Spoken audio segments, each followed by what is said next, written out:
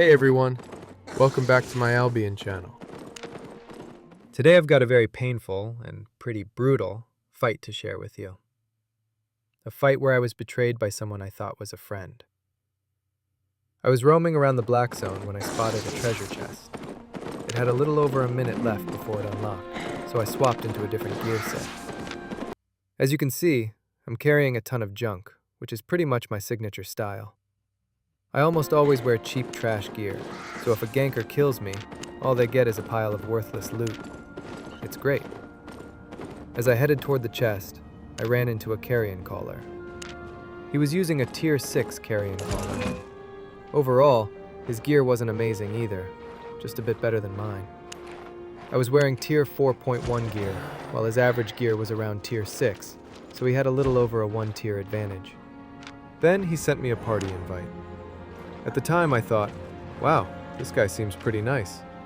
So we teamed up to open the chest together. Oh, it's purple. Nice. This should be decent. Let's open it.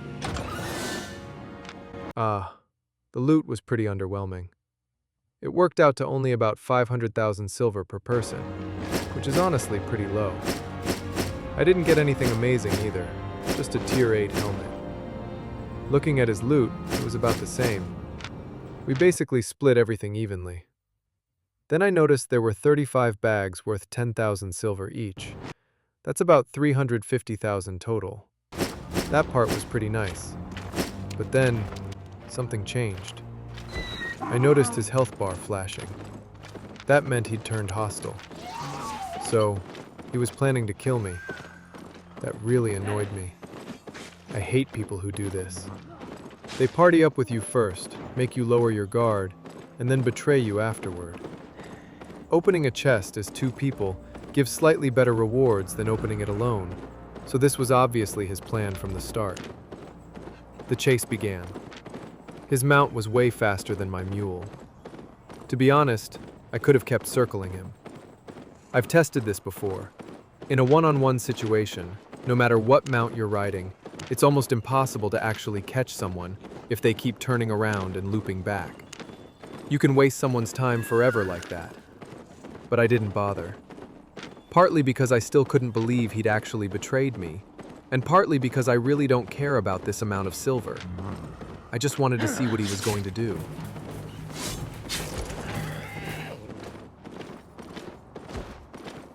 He had a mobility skill that knocked me off my mount instantly. Once you're forced off your mount, there usually isn't much chance to escape. I hadn't switched my abilities into a proper combat setup beforehand, and nature staffs have been nerfed pretty hard. Fighting someone a full tier above you is difficult now. Forget about killing him. If your skills are set up correctly, escaping is still possible, but winning isn't really realistic anymore. So I decided to have a little fun with him. While we were fighting, I started destroying all my equipment. That way, after he finally killed me, he'd discover something very interesting. He'd just spent all that time setting up this betrayal, only to loot a pile of worthless junk.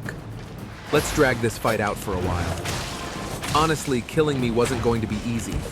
He actually played pretty well. His attack timing was good. Whenever my passive that heals me after taking damage was active, he'd simply stop attacking, which made it much harder for me to recover. The only way I could heal was by pulling some weaker mobs to trigger healing. Unfortunately, this terrain wasn't great. I wasn't familiar with the area, and I hadn't scouted it beforehand. Ideally, you want a place with lots of weak monsters nearby. Here, there was only one slightly larger mob camp, so I had to play around that. If I'd been taking the fight seriously, I probably could have escaped. But because I genuinely thought he was friendly at first, my skill setup was terrible. On top of that, the carrion caller is especially annoying because it isn't a pure melee weapon. It has ranged abilities too, so he could kite me pretty effectively. Ironically, even though I was using a staff, I didn't really have any ranged pressure myself. I hadn't equipped the thorn abilities, so all I could really do was throw out a few vines and hope for the best.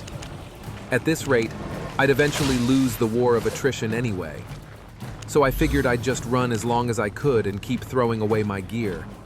Whenever he killed me, he killed me. Looking through my inventory, other than some stone, there wasn't really anything valuable left. After all, he'd spent all that time setting up this elaborate trap. In the end, what did we actually get? Sure, I got betrayed, but I didn't walk away empty-handed. We got those 35 bags worth 10,000 silver each, plus some tomes of insight. Emotionally, though, it felt terrible. I honestly thought he was a friend, and then he turned around and betrayed me. But that's Albion Online. You can't trust anyone. That's also why I've built my character this way. I spend most of my time roaming the Black Zone, wearing nothing but trash gear. I'm surprisingly difficult to kill, and even if someone finally does kill me, there's almost nothing worth looting, and they don't even get much fame out of it. For me, that's one of the most enjoyable ways to play. Anyway, that's it for today. See you next time.